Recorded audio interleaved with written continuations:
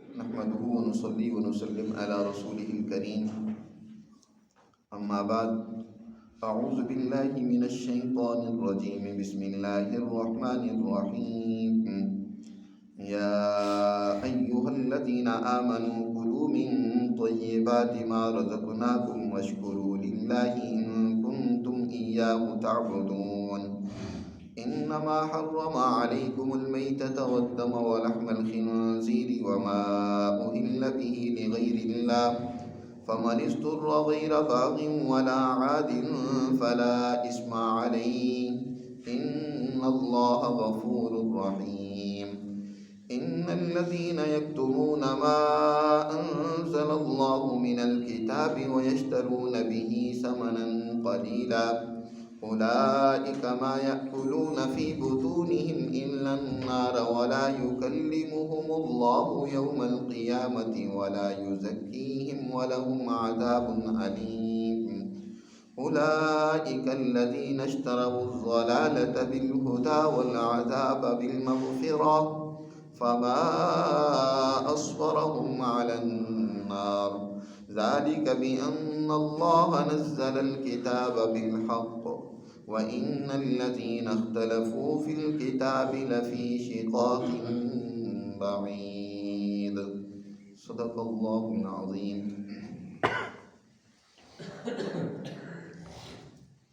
گزشتہ رکوع میں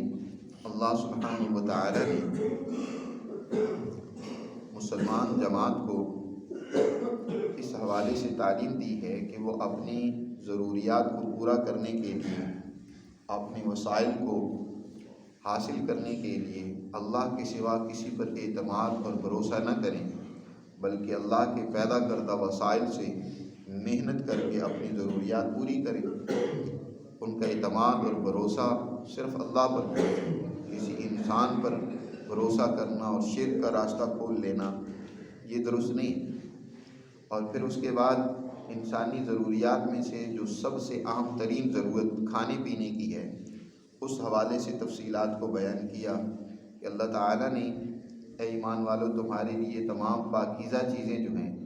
حلال کی ہیں، لہذا ان میں سے جو طیبات ہیں اور حلال ہیں ان کو استعمال کرو اور کھاؤ. گزشتہ رکوع میں تو ساری انسانیت کو مخاطب، یعنی گزشتہ آیات میں تو تمام انسانیت کو مخاطب کیا تھا اللہ نے کہ یا ایھا الناس، اے لوگو، کلوا مما فی الارض حلالا طیبا، کہ جو کچھ زمین سے اللہ نے پیدا کیا ہے ان میں سے حلال اور طیب وہ کھاؤ، اور شیطان کے پیچھے نہ چلو. شیطان بہت ساری چیزوں کو تمہارے ذہنوں میں ڈالتا ہے کہ یہ بڑی تقدس اور بزرگی کی بات ہے کہ یہ چیزیں چھوڑ دو، تو ایسے ہی خواہ مخواہ اپنے اوپر پابندیاں لگا لینا اور بہت ساری چیزوں کو ترک کر دینا اور بزرگی سمجھنا، نہیں، یہ درست نہیں ہے.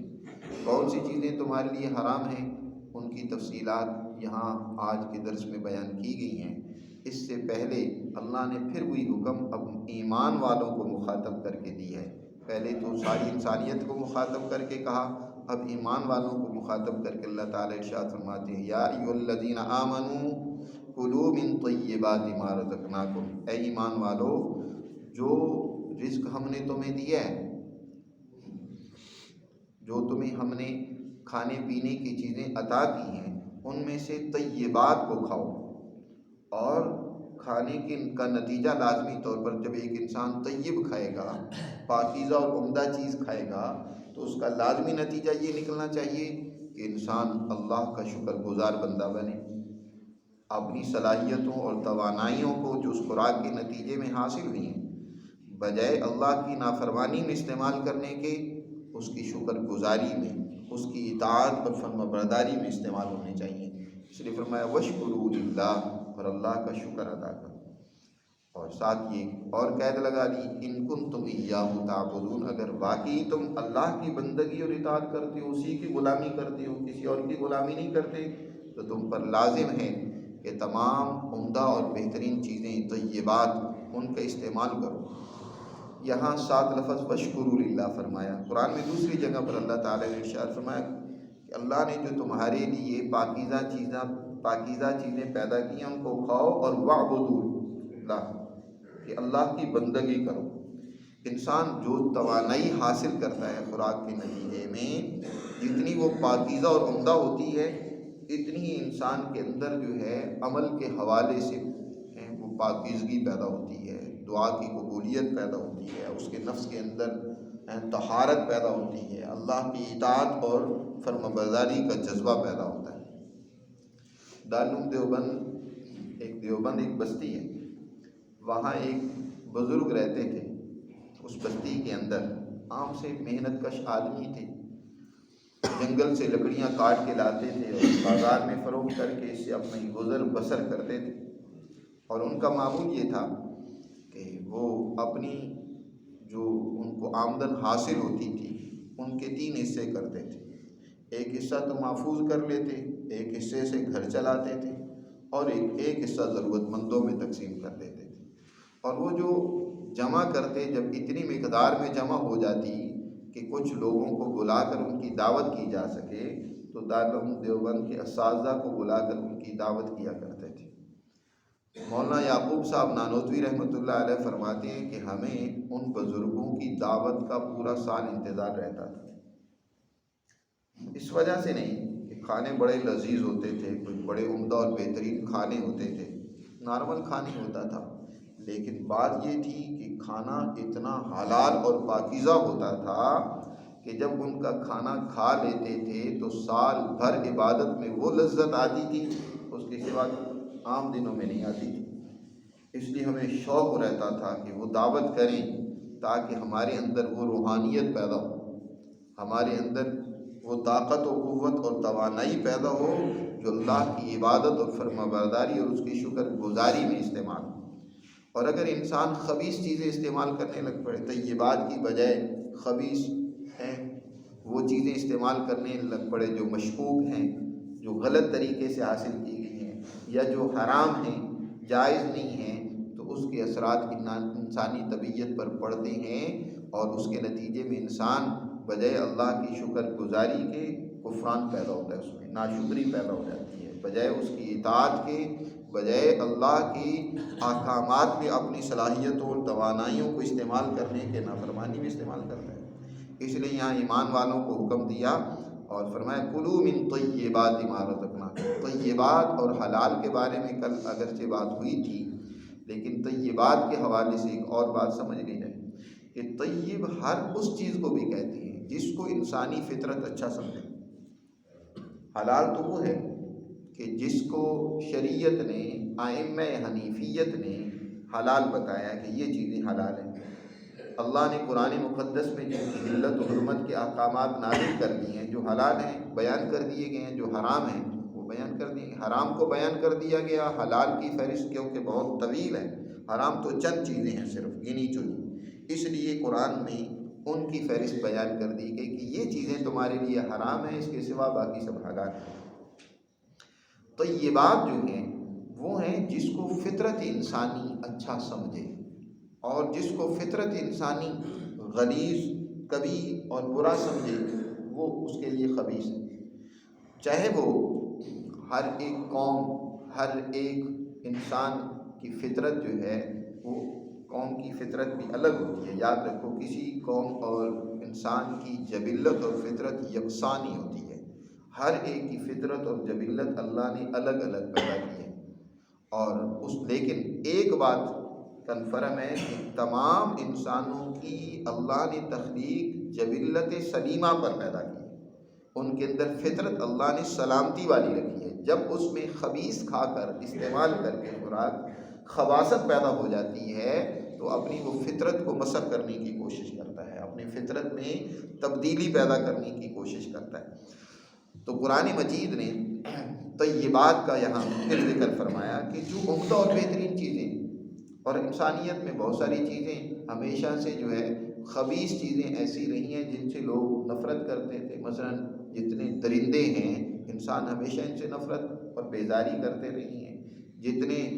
انسانوں کو کاٹ کھانے والے جانور ہیں، سانپ، بچھو، کتے اور اس طرح کے درندے، انسان ان سے نفرت کرتے نہیں ہیں، تو وہ خبیث چیزیں ہیں۔ ان کا استعمال ہمیشہ سے انسانیت نے اپنے لیے ممنوع قرار دیا، لہذا آج بھی وہ ممنوع ہے، وہ طیبات کے علاوہ ہے، بلکہ قرآن نے آگے جو تفصیلات بیان کی ہیں محرمات کی، اس میں بھی وہ آتی ہیں۔ تو فرمایا طیبات، عمدہ چیزیں، بہترین چیزیں جس کی طرف انسان کی رغبت، فطرت اس کی چاہے۔ اس میں نے کل بتایا کہ اس میں تمام وہ چیزیں بھی آ جاتی ہیں جو طبیعت کو اچھی لگتی ہیں، تازہ کھانا ہو، اچھی حالت میں ہو، اس میں کوئی تغیر و تبدل پیدا نہ ہو جس کی وجہ سے طبیعت میں بوجھ پیدا کر دے، تکلیف اور بیماری پیدا کر دے۔ ان تمام چیزوں کا لحاظ رکھنا ایمان والوں کے لیے ضروری ہے۔ ساتھ یہ ہے کہ جب وہ انسان غذا کھاتا ہے تو اس میں طاقت و قوت پیدا ہوتی ہے۔ اس طاقت و قوت کا استعمال کیسا ہونا چاہیے، اس کو قرآن نے بیان فرما دیا۔ پہلے جو 4 بنیادی اخلاق ذکر کیے تھے، ان میں پہلا ذکر اور دوسرا شکر تھا۔ شکر کہتے ہیں اللہ کی نعمتوں کا درست استعمال کرنا، اور صحت بھی اللہ کی نعمت ہے، اس کا صحیح استعمال کرنا۔ طاقت و توانائی دی ہے اللہ نے، آج کا نوجوان اپنی طاقتوں کو منفی استعمال کرتا ہے، اپنی بربادی میں استعمال کرتا ہے، بجائے اللہ کی دی ہوئی طاقت و صلاحیت کو، اللہ کی دی ہوئی عقل و فہم کو انسانیت کی ترقی کے لیے استعمال کرے، اپنی تعمیر و تربیت کے لیے استعمال کرے۔ لیکن انسان شیطان کے پیچھے چلتا ہے۔ اس لیے پچھلی آیات میں اللہ نے ارشاد فرمایا وَلَا تَتَّبِعُوا خُطُوَاتِ الشَّيْطَانِ، شیطان کے پیچھے نہ چلنا، وہ تمہارا کھلا دشمن ہے۔ إِنَّهُ لَكُمْ عَدُوٌّ مُّبِينٌ، جس نے تم سے دشمنی ٹھان رکھی ہے اول دن سے، پہلے دن آدم علیہ السلام کی عظمت کو، تمہارے باپ کی عظمت کو، جن کی تم اولاد ہو ان کی عظمت کو ماننے سے اس نے انکار کر دیا۔ صرف انکار ہی نہیں کیا بلکہ ان کی عزت و عظمت کو خاک میں ملانے میں انتھک کوشش کی، ہر طرح سے ان کو ناکام کرنے کی کوشش کی۔ تو اپنی توانائیوں کو شیطان کے پیچھے لگا دو۔ نوجوان آج شیطان کے پیچھے چل پڑا ہے، اپنی عقل اور اپنی بصیرت کو ضائع کر بیٹھا ہے۔ وہ کن کاموں میں اپنی توانائیوں کو ضائع کر رہا ہے۔ نبی کریم صلی اللہ علیہ وسلم نے ارشاد فرمایا، ایک انسان بال بکھرے ہوئے، پراگندہ حیت ہے، سفر میں جیسے کہ آدمی کی حالت ہوتی ہے ویسے اس کی حالت ہے، پکار پکار کر کہتا ہے یا ربی یا ربی یا ربی، اے میرے پروردگار اے میرے پروردگار، لیکن اللہ کیسی اس کی دعا قبول کر لی؟ مطعمہ حرام و ملبسہ حرام و مشربہ حرام، کھانا حرام، پینا حرام، پہننا حرام، حلال کی فکر نہیں ہے، اس میں محنت نہیں کرنی، مفت کی کھانے کی عادت پڑ جائے جی، تو مردار طبیعتیں پیدا ہو جائیں۔ اس لیے اللہ تعالیٰ نے آگے فرمایا انما حرم علیکم المیتہ، اللہ نے 4 چیزوں کی حرمت کا یہاں بیان کیا ہے کہ طیبات سب تمہارے لیے جائز ہیں، ان کو کھاؤ۔ حرام کیا ہے تمہارے لیے؟ مردار، مردار کو کھانا حرام اس لیے قرار دیا گیا کہ جیسی انسان خوراک کھاتا ہے ویسے اس پر اثرات مرتب ہوتے ہیں۔ ایک مردہ ہے، خود ہی مردہ ہے، اس کو کھانے سے تمہارے اندر مردنی پیدا آئے گی، تمہارے اندر طاقت و توانائی تھوڑی آئے گی، تمہارے اندر جو ہے کمزوری، سستی اور کاہلی پیدا ہوگی۔ نہ تھے ہم کرگس اور زغن کی طرح کہ مردار کھایا کرتے تھے، ہم جو ہے نا ان جانوروں کی طرح نہیں تھے جو مردار کو کھانے والے ہوں۔ مسلمان کہتے ہیں اپنے دور عروج اور اپنی طاقت و قوت ہم اپنا قوت تھے کہ اپنے زور بازو کمایا کرتے تھے، کہ ہم اپنی روزی اپنی محنت سے کمانے والے تھے۔ لیکن آج ہم افسوس ہے کہ ہمارے معاشرے میں محنت کا استحصال ہوتا ہے۔ محنت کا جب استحصال ہوتا ہے تو لوگ محنت سے کیا دل چراتے ہیں، وہ کہتے ہیں مفت بیٹھ کے کھانا نصیب ہو جائے، کوئی ایسا طریقہ مل جائے کہ کرنا کرانا کچھ نہ پڑے اور بس دولت کے انبار لگ جائے گھر میں۔ ایسے پیشے اختیار کریں گے، ایسے طریقے اختیار کریں گے کہ جس میں محنت نہ ہو اور دولت زیادہ سے زیادہ آ جائے۔ اس لیے آپ دیکھتے ہیں کہ آپ کے ملک میں ان پیشوں کی کثرت ہوتی جا رہی ہے جن میں محنت نہیں کرنی پڑتی، بغیر محنت کچھ نہ کچھ ملتا ہے۔ تو مردار کی حرمت کی ایک اور وجہ بھی ہے، ایک تو یہ کہ اس کی طبیعت پر اثرات منفی پڑتے ہیں کہ انسان کے اندر سستی، کاہلی، کمزوری پیدا ہو جاتی ہے۔ دوسرا وجہ یہ ہے کہ در حقیقت مردار جو ہے یہ صحت کو بھی برباد کر دیتا ہے۔ آپ جانتے ہیں کہ انسان یا کوئی جانور، اس کے اندر جو خون ہوتا ہے اس خون کے اندر سب کے سب اجزاء مفید نہیں ہوتے، بہت سارے اس میں مضر صحت چیزیں ہوتی ہیں، وہ جو مضر چیزیں ہوتی ہیں وہ جسم ان کو خارج کرتا ہے۔ انسان کے اندر، جانور کے اندر اللہ نے ایسی مشین فٹ کر رکھی ہے کہ مفید چیزیں وہ تو جسم کا حصہ بن جاتی ہے، خون کا وہ حصہ جو مفید ہوتا ہے وہ جا کر باڈی کا حصہ بن جائے گا، لیکن جو مضر ہوگا وہ فضلات کی صورت میں خارج پا جائے گا، پاخانے کی صورت میں، پیشاب کی صورت میں، پسینے کی صورت میں، یہ فضلات۔ اسی طرح زیر ناف بالوں کی صورت میں، یہ جو بال اگتے ہیں جسم سے یہ بھی وہ فضلات ہوتے ہیں جو خارج ہوتے رہتے ہیں، باہر نکلتے رہتے ہیں۔ تو یہ خون کے اندر وہ اجزاء موجود ہوتے ہیں جو نقصان دہ ہوتے ہیں، مضر ہوتے ہیں، ان کی صفائی گردے کرتے رہتے ہیں، آنتیں ان کی صفائی کرتے رہتی ہیں، ہر موقع پر ان کی صفائی ہوتی رہتی ہے۔ لیکن جب کوئی جانور مر جاتا ہے تو جب جانور مرتا ہے پورے جسم کے اندر مردہ ہونے لگ پڑتا ہے، اس کے اعضاء ٹوٹ پھوٹ کا شکار ہونے لگ پڑتے ہیں، تو وہ اپنی بقا کے لیے جو وہاں خون موجود ہوتا ہے جس حالت میں ہوتا ہے اس کو جذب کر لیتا ہے، کیونکہ اس نے اپنے آپ کو بچانا ہوتا ہے۔ بچانے کے لیے اب خون کی سپلائی اس تک متاثر ہو رہی ہوتی ہے کہ دل کے ذریعے تو خون پہنچ نہیں رہا، اس کے اندر بھی کمزوری واقع ہوگی، وہ مر رہا ہے، تو اب جو وہاں اس کے پاس جس حالت میں خون ہوتا ہے، اور خون تو ابھی وہ اس کے اندر پروسیس نہیں ہوا، اس کے اندر ابھی وہ نجس اور وہ اجزاء، جراثیم اور وہ کیا نام ہے زہریلے مادے موجود ہوتے ہیں، لیکن وہ گوشت اس کو اپنے اندر جذب کر لیتا ہے اپنے آپ کو قائم اور زندہ رکھنے کے لیے۔ لیکن بہر صورت اس کی موت واقع ہو گئی تو وہ اجزاء اس گوشت کے اندر پیوست ہو گئے، ان کو اس نے جذب کر لیا۔ اب جب آپ کھائیں گے اس گوشت کو تو اس کے اندر وہ زہریلے اجزاء موجود ہوں گے، اس کے اندر وہ جراثیم موجود ہوں گے، تو لہذا وہ آپ کی صحت کی بجائے آپ کے لیے الٹا بگاڑ کا باعث بنے گا، آپ کو توانائی دینے کی بجائے بیماری پیدا کرے گا۔ اس لیے شریعت نے مردار کو حرام قرار دے دیا۔ مردار کی چاہے کوئی بھی صورت ہو، قرآن نے آگے سورہ انعام میں تفصیل سے ذکر کیا ہے کہ کوئی اونچائی سے جانور گر کر مر گیا، الموقوذہ والنطیحہ، یا کسی جانور کو سینگ مارا تو وہ مر گیا، کسی طریقے سے بھی کوئی جانور مر گیا خود سے، تم نے حلال کر کے اس کے خون کو نہیں نکالا، اس کی شہرت کو کاٹا نہیں جس کے ذریعے سے خون سارا نکل جائے، خون اس کے اندر ہی موجود رہ گیا، تو اس جانور کا کھانا تمہارے لیے حلال نہیں ہے، یہ تمہاری صحت کے لیے مضر ہے۔ اور دوسری چیز جس کو حرام قرار دیا، فرمایا والدم، خون تمہارے لیے حرام کر دیا اللہ نے۔ ایک تو خون وہ ہوتا ہے جو اپنی حالت بدل دے، گوشت کی حالت اختیار کر لے، جیسے کلیجی ہے، جگر ہے، وہ بھی ایک خون ہے۔ نبی کریم صلی اللہ علیہ وسلم نے فرمایا کہ اللہ نے تمہارے لیے یہ جگر جو ہے نا اس کو حلال قرار دیا، حالانکہ یہ بھی خون ہے جی۔ بعض مردار بھی یاد رکھیں، وہ بھی اللہ نے حلال قرار دیے، جیسے کہ سمندر کا اور پانی کا جانور، وہ اگر خود سے مر جائے، مردار ہو جائے، یعنی یا وہ مر گیا تو اب وہ کیا ہے، حلال ہے۔ اس لیے نبی کریم صلی اللہ علیہ وسلم نے ارشاد فرمایا کہ اللہ نے تمہارے لیے مچھلی کو حلال قرار دیا، مردار حرام ہے لیکن مچھلی جو ہے وہ خود بھی مر جائے تو وہ بھی تمہارے لیے حلال ہے۔ تو احل لکم صید البحر وطعامہ متاعا لکم وللسیارہ، بحر کا شکار وہ تمہارے لیے حلال ہے، وہ اگر مر بھی جائے تو حلال ہے۔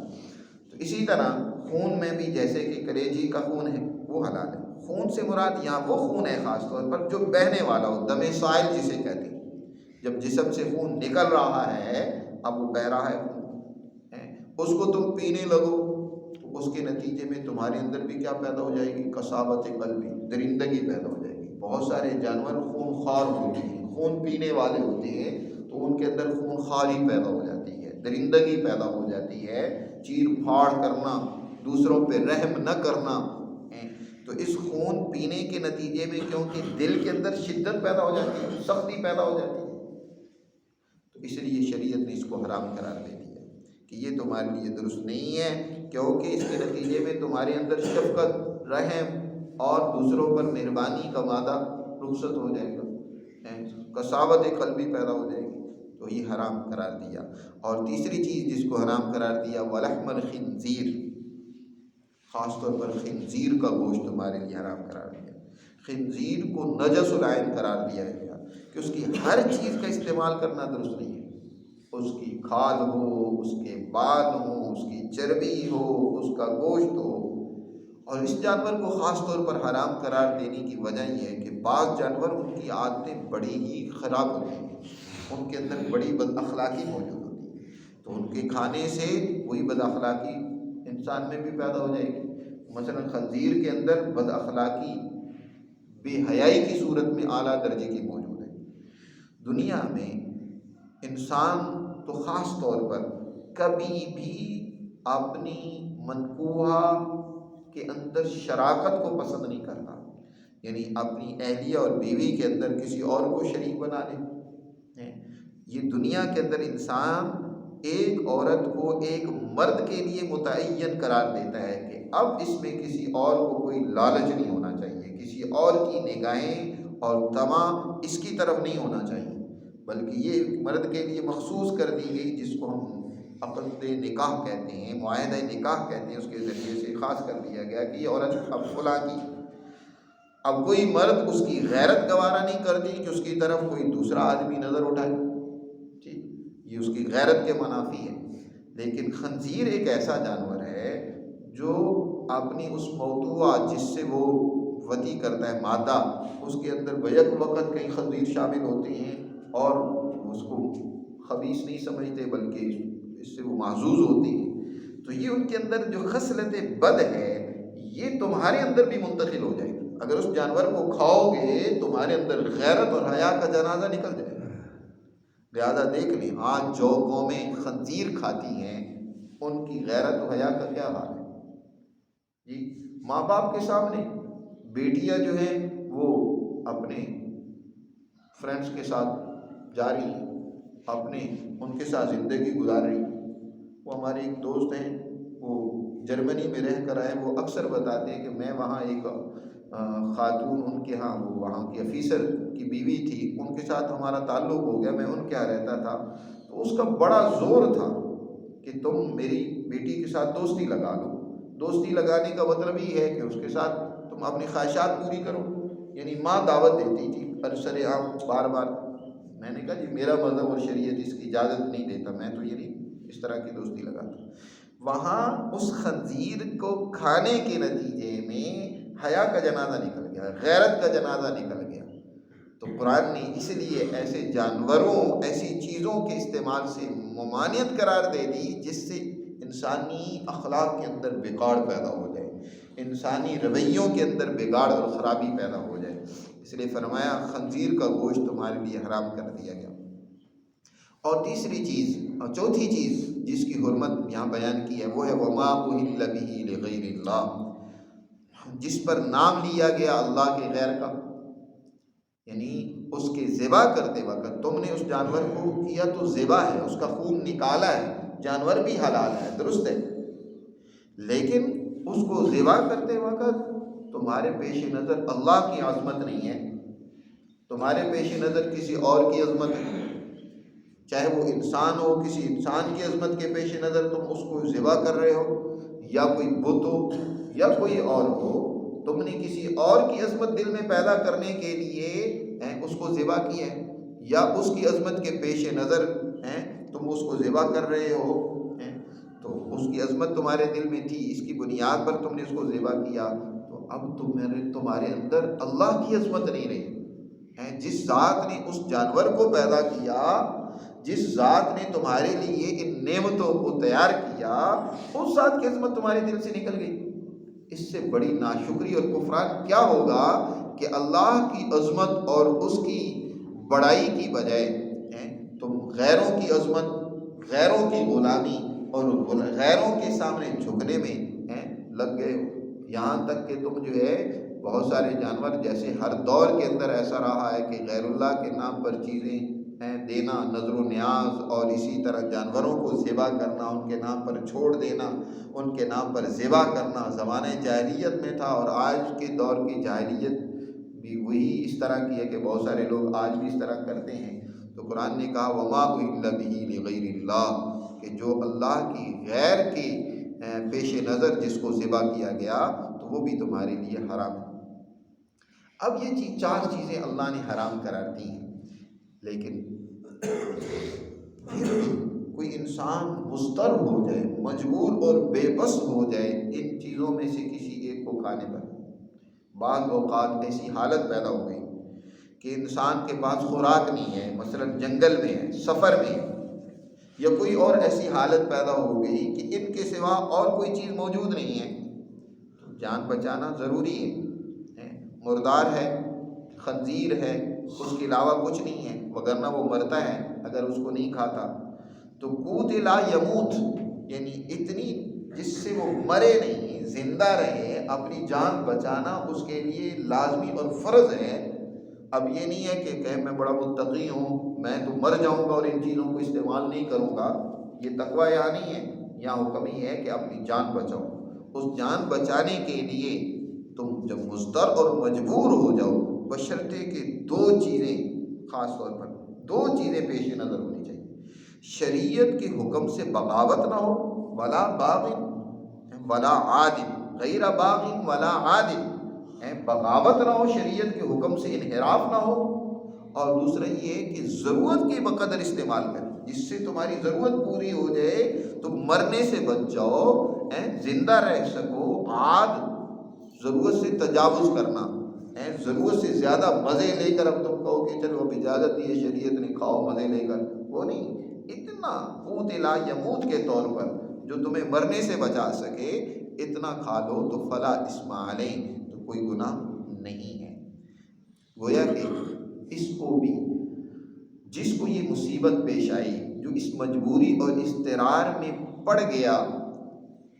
اس کو اجازت دی ہے، اس کی کوئی حد نہیں متعین کی شریعت نے کہ فلاں آدمی کھا سکتا ہے فلاں نہیں کھا سکتا۔ وہ اضطرار کی حالت و کیفیت ہر انسان خود جس کو یہ حالت پیش آئی ہے وہ سوچ سمجھ کے فیصلہ کرے گا کہ میرے اندر کتنی اضطراری حالت ہے، میں کتنا مجبور اور بے بس ہوں، اور میری کتنی ضرورت ہے۔ انسان کو سوچنے پر، خود احتسابی پر اللہ نے اس کی ترغیب دی ہے، حکم دیا ہے کہ تم خود اپنا محاسبہ کرو۔ تمہیں خود پتہ ہے کہ تم یہ کام کرنے لگے ہو، کیا شریعت سے بغاوت کی بنیاد پر یہ کر رہے ہو، شریعت کے حکم سے انحراف ہے تمہارا، یا یہ کہ ضرورت سے بڑھ کر تم خواہش پوری کر رہے ہو، یا تم صرف اپنی ضرورت پوری کر رہے ہو۔ اس کا فیصلہ ہر انسان نے خود کرنا ہے، اس کے اندر خود احتسابی کا جذبہ پیدا ہو، اسے خود فکر ہونی چاہیے کہ مجھے کتنا کھانا ہے، تو پھر اس پر کوئی گناہ نہیں۔ ایک صحابی حضرت عباد بن بشیر رضی اللہ تعالیٰ عنہ فرماتے ہیں کہ ایک دفعہ مدینہ میں قحط سالی واقع ہوئی، ایک نوجوان بیچارے جس کی حالت انتہائی مضطر ہو گئی، بھوک کی وجہ سے کچھ کھانے کو نہیں ہے، گھر والوں کے پاس بھی نہیں ہے، وہ ایک باغ میں گیا، اس نے وہاں جا کر، باغ کسی کا تھا، وہاں اس نے پھل کو توڑا، کھایا، اور کچھ توڑ کے اس نے اپنی چادر میں باندھ لیا۔ اتنی دیر باغ کے مالک نے دیکھ لیا اور اس نے آ کر چادر چھین لی اور اس کو بھی مارا پیٹا۔ وہ سیدھا نبی کریم صلی اللہ علیہ وسلم کی خدمت میں شکایت لے کر پہنچ گیا کہ اللہ کے رسول، میں مضطر تھا، مجبور تھا، میں نے یہ وہاں سے یہ پھل کھایا ہے اور اس مالک نے میرے ساتھ زیادتی کی، مجھے مارا پیٹا بھی اور میری چادر بھی چھین لی۔ آپ صلی اللہ علیہ وسلم نے اس کو بلایا اور بلا کر آپ صلی اللہ علیہ وسلم نے اس کو ڈانٹا اور تنبیہ کی۔ اس نے کہا جی میرا اس نے مال چرایا اور یہ ساتھ باندھ کر بھی لے کر جا رہا ہے، یہ نشانی ہے کہ اس کے اندر ابھی باندھا ہوا ہے۔ آپ صلی اللہ علیہ وسلم نے ارشاد فرمایا، وہ بھوکا تھا، تم نے اس کو کھلایا کیوں نہیں؟ اور وہ جاہل تھا کہ وہ آپ اس کو اعتماد میں لے لیتا، وہ جاہل تھا، تم نے اس کو سکھایا کیوں نہیں؟ حضور نے دوسری بات یہ کہی کہ تمہاری ذمہ داری تھی کہ تم اس کو تعلیم دیتے۔ وہ صاحب ثروت تھا، صاحب ثروت لوگوں کی یا بڑے لوگوں کی جو معاشرے میں طاقتور ہوتی ہے، ان کی ذمہ داری ہوتی ہے کہ اپنے کمزوروں کی بھوک کو مٹانے میں کردار ادا کریں، اگر جہالت ہو تو اس کو دور کریں۔ حضور صلی اللہ علیہ وسلم نے ارشاد فرمایا، کیوں نہیں تم نے اس کو تعلیم دی، کیوں نہیں تم نے اس کو کھلایا؟ اور آپ صلی اللہ علیہ وسلم نے اس کی چادر بھی واپس دلوائی اور اس کے ہرجانے کے طور پر فرمایا نصف وسق، یا بعض روایات میں ایک وسق آتا ہے، فرمایا اس کو غلہ دو، اس کو پھل دو، اور یہ اس کا ہرجانہ ہے۔ من کے قریب اس کو پھل وغیرہ دلوایا، 1 من کے قریب تقریباً، یہ لے کر جاؤ اس کو دو۔ تو آج معاشرے میں بعض لوگ بیچارے مجبور ہوتے ہیں اور وہ چوری کرتے ہیں مجبوری کی وجہ سے، شور مچایا جاتا ہے جی یہ چور یہ چور یہ ڈور۔ وہ بدماش آج اشرافیہ جس نے انسانی وسائل پر قبضہ کر رکھا ہے، اور وہ خاص طور پر حکمران طبقہ جن کی ذمہ داری تھی کہ معاشرے کے اندر سے غربت کو ختم کر دے، معاشرے سے جہالت کو ختم کر دے، اس کو کوئی قصوروار نہیں سمجھتا، اس کو مورد الزام نہیں سمجھا جاتا، ٹھہرایا جاتا۔ معاشرے سے غربت کا خاتمہ کرنا، معاشرے سے جہالت کا خاتمہ کرنا، یہ ان کی ذمہ داری ہے جس میں وہ آج کوتاہی برت رہے ہیں، اس لیے وہ مجرم ہیں برابر درجے کے۔ تو قرآن مجید نے یہاں بیان فرمایا کہ جو مضطر ہو جائے، مجبور ہو جائے، تو وہ اس حرام کو بھی بقدر ضرورت کھا سکتا ہے، اس سے اس کا مقصد مالداری حاصل کرنا یا پیٹ بھرنا نہ ہو، بلکہ اپنی جان بچانا ہو، تو فلا اسم علیہ ان اللہ غفور الرحیم، بے شک اللہ تعالیٰ بہت معاف کرنے والا انتہائی مہربان ہے۔ یہ اللہ نے تعلیم فرمائی ہے، حلال و حرام بیان فرما دیا۔ اس کے بعد پھر اس آیت کو بیان کی ہے، جیسے پہلے اخلاقیات کی تعلیم دی، اس کے بعد اللہ نے فرمایا اس تعلیم کو عام کرو۔ اسی طرح یہاں اللہ تعالیٰ نے اب گویا کہ معاشیات کو بیان کیا، معاشی ضرورتیں تم نے پوری کرنی ہیں، کس طریقے سے پوری کرنی ہیں، کون کون سے تمہارے وسائل ہیں، تجارت ہے، اسی طرح زراعت ہے، صنعت ہے، اس کو تفصیل کے ساتھ بیان کیا۔ پھر خاص طور پر خوراک کو بیان کیا۔ اس کے بعد پھر اس آیت کو دہرایا اللہ تعالیٰ نے کہ دیکھو اس تعلیم کو جو لوگ چھپا لیتے ہیں، ان الذین یکتمون ما انزل اللہ من الکتاب، بے شک جو لوگ اللہ نے جو کتاب میں تعلیم نازل کی ہے اس کو چھپا لیتے ہیں، وَيَشْتَرُونَ بِهِ ثَمَنًا قَلِيلًا، اور چھپاتے ہیں اس لیے تاکہ اس کے ذریعے سے تھوڑا مفاد حاصل کریں، دنیا کا سامان حاصل کریں۔ وَيَشْتَرُونَ بِهِ ثَمَنًا قَلِيلًا أُولَٰئِكَ مَا يَأْكُلُونَ فِي بُطُونِهِمْ إِلَّا النَّارَ، یہ لوگ ہیں جو اپنے پیٹ میں آگ ڈال رہے ہیں۔ وَلَا يُكَلِّمُهُمُ اللَّهُ يَوْمَ الْقِيَامَةِ، کل قیامت کے دن اللہ ان سے کلام نہیں کرے گا اور نہ ہی ان کا تزکیہ کرے گا۔ وَلَهُمْ عَذَابٌ عَلِيمٌ، اور ان کے لیے دردناک قسم کی سزا ہوگی۔ یہ وہ لوگ ہیں جنہوں نے ہدایت کو چھوڑ کر گمراہی کو خریدا اور عذاب کو چھوڑ کر مغفرت کو حاصل کیا۔ کتنے بڑے ان کا صبر ہے کہ آگ کے اوپر صبر کر کے بیٹھے ہوئے ہیں۔ فَمَا أَصْبَرَهُمْ عَلَى النَّارِ ذَلِكَ بِأَنَّ اللَّهَ نَزَّلَ الْكِتَابَ بِالْحَقِّ، اور یہ اس کی سزا اس لیے ہے، یعنی جہنم کے ایندھن یہ اس لیے بنیں گے کہ اللہ نے کتاب کو حق کے ساتھ سچائی کے ساتھ نازل کیا ہے، اور لیکن انہوں نے اس حق کو چھوڑ کر کتمان سے کام لیا، اس کو چھپایا۔ بے شک جو لوگ کتاب کے حوالے سے اختلاف میں پڑے ہوئے ہیں تو وہ دور کی گمراہی میں ہیں، یعنی کتاب نازل ہونے کے بعد اختلافات، جھگڑے اور اس کو تعلیم، اس کی تعلیم کو عام نہ کرنا، انسانیت میں علوم کو نہ پھیلانا، اس سے بڑی خرابی کوئی نہیں ہے۔ یہ بہت قرآن نے یہاں سب سے زیادہ وعید علم کو، تعلیم کو نہ پھیلانے پر، یہ اس جیسی سزا کا ذکر قرآن نے کسی دوسری جگہ پر ذکر نہیں کیا جتنی اس پر سزا کا ذکر کیا۔ فرمایا کہ اللہ ان کا تزکیہ نہیں کرے گا، اللہ ان سے کلام نہیں کرے گا۔ وَلَا يُكَلِّمُهُ، کلام نہ کرنے سے مراد یہاں کلام تکریم ہے، عزت سے کلام نہیں کرے گا، وگرنہ ڈانٹ ڈپٹ سے تو اللہ کلام کرے گا۔ ان کو کہا جائے گا مجرموں اور فرادیوں اور بدماشوں، یہ کلام کرنا نہیں ہوتا۔ جب ان کو اس طریقے سے ڈانٹ ڈپٹ کر بلایا جائے گا، وہ تو سزا دینے کے لیے بلایا جائے گا۔ ایک ہے تکریم اور عزت سے کسی سے بات کرنا، وہ ان سے بات اللہ نہیں کرے گا، اور نہ ہی جنت میں تو جانے کے لیے تزکیہ ضروری ہے۔ بغیر تزکیہ اور تربیت کے جنت میں کوئی نہیں جائے گا۔ تو جس کو اللہ پاک کر دے گا تو وہ جنت میں جائے گا، اور ان کا تزکیہ نہیں ہوگا۔ اسی حالت میں جو انہوں نے دنیا میں اپنے اندر خرابیاں پیدا کی رکھی، دنیا کے اندر انہوں نے جہالت کو فروغ دیا، دنیا کے اندر انہوں نے خرابیوں کو پیدا کیا، تو یہ ان کے اندر خرابیاں برقرار رہیں گی۔ تو علم کو عام کرنا یہ بھی ذمہ داری ہوتی ہے حکومت کی، علماء کی، کہ آپ وہ چاہے معیشت کا علم ہو، معاشیات کا علم ہو، سیاسیات کا علم ہو، چاہے وہ اخلاقیات کا علم ہو۔ یہاں بہت سارے لوگ عجیب ہے، یہ بھی علم کا چھپانا ہوتا ہے۔ اخلاقیات کا درس تو دیتے ہیں لیکن معاشیات کا درس نہیں دیں گے، سیاست کا درس نہیں دیں گے۔ اس حوالے سے جو انسان کی دیگر ضروریات ہیں، اس حوالے سے جو رہنمائی ہے وہ نہیں بیان کریں گے۔ یہ بھی کتمان علم ہے، یا یہ کیا ہے، حق اور باطل کو گڑبڑ کرنا ہے، آج بہت زیادہ اخلاقی درس اور واعظ تو مسجد اور مدرسے سے، ممبر و محراب سے، ہماری تنظیموں اور جماعتوں سے کیا جاتا ہے، لیکن معاشیات کا، سیاسیات کا، اس کا انکار کیا جاتا ہے، کہا جاتا ہے یہ تو دنیا ہے، اس کا دین سے کوئی تعلق نہیں ہے۔ تو یہ سارا کچھ جو قرآن نے بیان یہاں کیا ہے، معاشی جو سسٹم یہاں سمجھایا ہے کہ یہ تمہارے وسائل ہیں، یہ چیزیں تم نے کھانی ہیں، ان چیزوں سے پرہیز کرنا ہے، بچنا ہے، یہ دنیا ہے۔ قرآن جو بیان کر رہا ہے یہ دنیا ہو گیا۔ اس کا علم قرآن کہہ رہا ہے کہ جو ہم نے یہ تعلیمات نازل کی ہیں ان کو چھپاتے ہیں، ان کو بیان نہیں کرتے، ان کی تفصیلات کو واضح نہیں کرتے، وہ در حقیقت پیٹوں میں جہنم کو اور آگ کو بھر رہے ہیں۔ جیسے کہ نبی کریم صلی اللہ علیہ وسلم نے ارشاد فرمایا کہ جو یتیم کا مال کھا لیتا ہے وہ در حقیقت اپنے پیٹ میں آگ کے انگارے ڈالتا ہے، آگ کے انگارے بھر رہا ہے۔ اسی طرح جو علم در حقیقت نہیں بیان کرتا، اور بیان اس لیے نہیں کرتا کہ قوم باشعور نہ ہو جائے، باشعور ہو گئی، اس کے اندر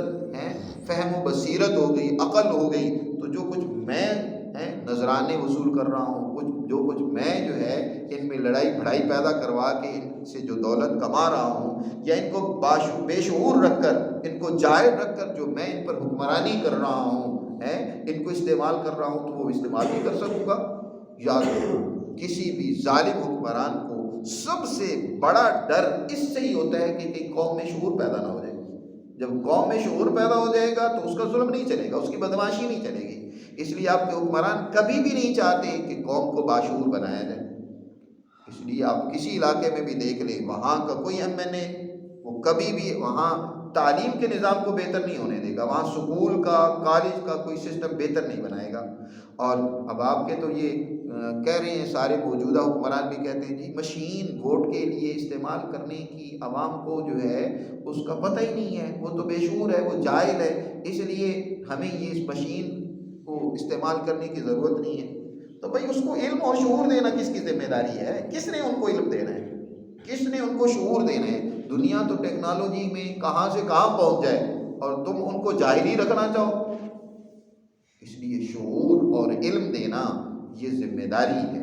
حکمرانوں کی، اہل علم کی، کہ وہ تعلیم کو عام کریں۔ فرمایا کہ جو لوگ یکتمون ما انزل اللہ من الکتاب، اللہ نے جو تعلیمات اپنی کتاب میں نازل کی ہیں ان کو چھپا لیتے ہیں اور اس سے دنیا کا تھوڑا سا عارضی اور وقتی فائدہ حاصل کرتے ہیں، وَيَشْتَرُونَ بِهِ ثَمَنًا قَلِيلًا أُولَٰئِكَ مَا يَأْكُلُونَ فِي بُطُونِهِمْ إِلَّا النَّارَ، یہ پیٹوں میں آگ داخل کر رہے ہیں۔ اللہ قیامت کے دن صرف اتنا نہیں فرمایا ان سے کلام نہیں کرے گا، ان کو پاک نہیں کرے گا، اور پھر فرمایا وَلَهُمْ عَذَابٌ أَلِيمٌ، اور ان کے لیے دردناک قسم کی سزا ہوگی۔ کتنے سخت جملے اللہ تعالیٰ نے بیان فرمائے ہیں اس جرم پر، اتنا سخت سزا کا قرآن نے کسی اور جرم پر نہیں ذکر کیا جتنا اس پر ذکر کیا۔ اللہ ہمیں سمجھ نصیب فرمائے اور اپنی تمام تعلیمات کو سمجھنے کی، اس کے مطابق اپنے معاشرے کی تشکیل کی توفیق